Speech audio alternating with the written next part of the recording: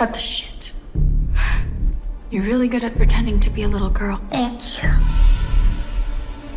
Quick question. Who's inside a cage right now?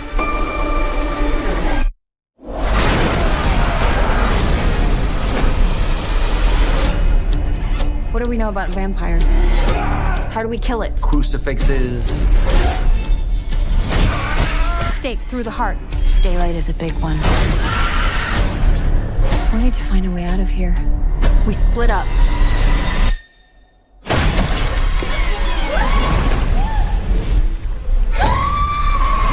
This is just a game to her. What can I say? I like playing with my family. Hello?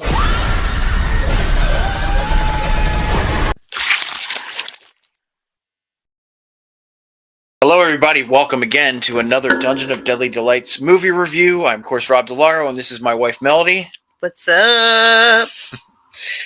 So we wanted to talk about a film that we both absolutely loved from front to back. Yes. It was just an amazing movie, in my opinion. I felt the same way about it I did when Radio Silence released Ready or Not. And unfortunately, because of the box office, we constantly have to talk about flops. And then we have to talk about people saying that this is Catherine Newton's next, biggest flop since Lisa Frankenstein and blah, blah, blah, blah, blah. But you know what? I honestly think that Abigail is just a work of art when it comes to horror comedy.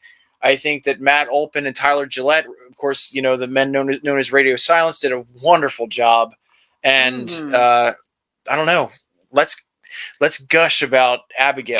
No? Oh my God, this movie was absolutely fantastic from top to bottom and in between. Like this movie, when we were talking before, I do believe this is probably one of the best horror movies of the year. I agree. I agree. We have a lot of year left, but there's things I really do. Yeah. I really do. Like, listen, I really, really liked, Late Night with the Devil a lot. I really liked a lot of horror films that have come down the pike and appreciate them, respect them. And, nothing negative to say about any of them. Like, just didn't absolutely scratch fantastic. Me where I itched when it comes to, just this, it felt like it was a mix between, to me, it felt like Usual Suspects, kind of from Dusk Till Dawn when it comes to the whole, robbery aspect, in the beginning, and then all of a sudden it just gets turned on its head. It felt very, it's sort of noirish. It had this, horror, comedy aspect mixed into it. But it wasn't just just funny ha-has. It was actually effective. Yeah. You get to learn about the heist team more through the comedy. You know what I mean? Just their interactions with each other. That felt very Reservoir Dogs because they're not supposed to mention who they are. They aren't at all. They're not supposed to make any backstories, no names. Yeah. Yeah. Out the door. Yep. So if you guys aren't familiar with the movie, I kind of wish that the trailers didn't reveal as much as they did. I think it would be great to go into this movie not knowing anything about this girl. Is she a vampire? I think that would have... She's a little ballerina vampire! Yeah, it would have been mind-blowing if people didn't know. You know what I mean? And I think that might have been the thing that kind of turned people away from it was the fact that really did feel like they released too much when it came to the trailers, but I'm telling you, they didn't release anything because there's so many twists and turns when it comes to this movie. Yeah. Just from not just the aspect of the characters, but also, just the their motivations, who they are, who Abigail is. Let's talk about Alicia Weir. I've never heard of this young girl before. She's a phenom. Oh, yeah. She's a phenom. She's fantastic. Yes. Yes. And she plays Abigail this, she's kind of like a spoiled, debutante brat who's also just this really vicious killer. Thousands-year-old vampire. Yeah. Stuck in the body of a 12-year-old girl. Yeah. Because Daddy wanted a little girl. Daddy wanted a daughter. Daddy wanted a child, and Daddy got bored with her. Yeah. So, we get into some really serious, like, crime aspects when it comes to this film. Like I said, there's this kidnapping in the beginning, and, like, this team is set up to, kidnap this little girl and take her from point A to point B. And they're supposed to, like, get, like, $50 million. Yeah. It's supposed to be just a simple job. 24-hour job. 24-hour job. That was the one thing when I went in, I was just like, is this like a thing like House on Haunted Hill? Like you have 24 hours to survive this, whatever. But no, it's actually the fact that the team had to stay behind and watch her for 24 hours. That's what they were told. Yeah, you're just staying behind to wait 24 hours. You're just babysitting. To make sure you're just babysitting, just to get so we can collect the money and then give the girl back. Yeah. Yep.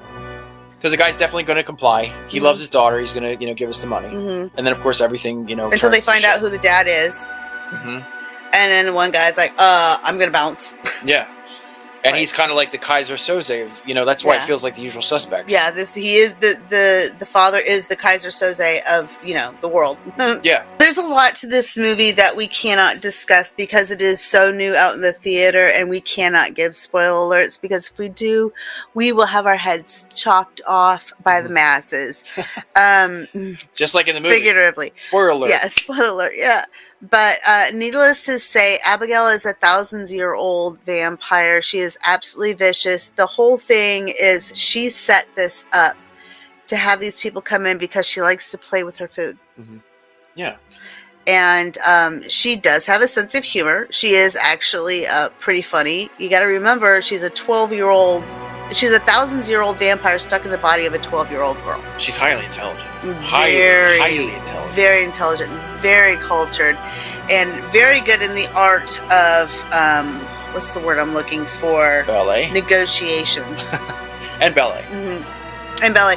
And because of her ballet skills, she, I feel like a lot of her fighting moves are capoeira style. Capoeira? Yeah. Is that the word? Yeah. Definitely. Yeah, she did she's a fantastic fighter. And, well, when it comes, when the foe isn't formidable, because, not to, hopefully not give too much away, but there are moments where Abigail... Well, if somebody is too big, they're like, too big. I can't, you know what I mean? Yeah, I can't take this off of myself. Yeah, exactly. But this movie is absolutely gory. Yeah. Super fantastic. Rob and I were both like, what? And we kind of just looked at each other like, whoa. It's just so entertaining. Everything about it is great. The effects are great. Just the vampire designs. How the teeth are just kind of like jagged and stuff. Like just everything just works. It's like it's like shark teeth. Yes. Like shark teeth. Yeah. Like shark teeth. Yeah. The cast works so well. I know Melissa Barrera, like a lot of horror fans notice she's, been getting a lot of shit recently because, some people say she can't act, or she has this whole thing to do with the whole Israeli, like Palestinian war and stuff. I guess she tweeted some stuff and, like... Let's just leave politics out of it. Right. Dude. Like, but I'm just saying... It's a movie. It's for entertainment. There's a lot of people that stood by Melissa when she got fired from the Scream franchise because of her tweets, which were basically like... her simply saying like, war shouldn't happen in any, sense of the word or whatever. And she ended up getting fired for that. This really like, I think, even though she plays Billy Loomis's daughter in the, the latest Screams, which of course, Radio Silence directed, like, man, she really comes, swinging and like shows you that she has the capabilities to be a leading lady. Yeah. You know what I mean? Yeah. Like she really does. Yeah. Yeah. And the team is just so great. You got Dan Stevens, you got Kevin Durant, of course, he was in The Strain, so he's familiar with the vampire world. Giancarlo Esposito, and that's like a whole thing that's just amazing when that happens. But yeah, there's a lot of twists and turns in this movie that I wasn't expecting. Right. And I wasn't expecting it to be so straightforward. And again, like I felt the same way with Ready or Not too. Like this doesn't feel like a comedy. Like yeah, it's funny, but like there's moments where it's funny, you know what I mean? But for the most part, this is a horror movie. It's incredible. It was so much fun. I hope more people go to see it. I hope it becomes the massive hit that it deserves to be. So but again, They say that there's another bomb for Catherine Newton, but guess what? Ugh. Lisa Frankenstein is going to be a cult classic. Trust me on this. Mhm. Trust me on this. Mhm. And Abigail is going to be the same thing. I guarantee it. People are Mhm. going to, you know, Ready or Not was actually like, that was also a bomb too, supposedly. So, you know. I dare say Abigail is going to be on the same wavelength as Lost Boys. You know what? I can agree with that. I think people. I think it's going to be that kind of a cult classic following. I think a lot of people like that I've seen talking about it have said that this is probably the best vampire movie that I've seen in years. Mhm. And I absolutely I have to agree with that. 100%. Yeah. So even though, as Melody said, you know, Maxine is my most anticipated horror film this year. No question. Oh, no I'm doubt. still wanting to see that so bad. But that's slasher. Abigail, That's going to be more slasher. You know what I mean? That's not vampire. Abigail is one of the best horror movies of the year, hands down. Like one of the best. Like maybe like To date. one. Right now, To to date. date To now, date. it's on one. It's number Yeah. one. Number It's one. number To one. date. Yes, it's number one for us. Yes. Right now. Yes. Alicia, we're gonna see you around, little girl. You are absolutely incredible. You are fantastic. And you know, Yes. again, you know, thank you to you know, Radio Silence and you know, Alicia herself. They were supporting, you know, this you know, like our desire and our love for this movie, and Mm-hmm. just go see it. It's Go so see awesome. it. Go. No, seriously. Go see it. Yep. Mm-hmm. That's our tagline. If you Go guys see don't it. watch the show, all right, that's it for us. We drained this review. I think, and yeah, we'll scare you later. Talk to you soon. Laters. Bye.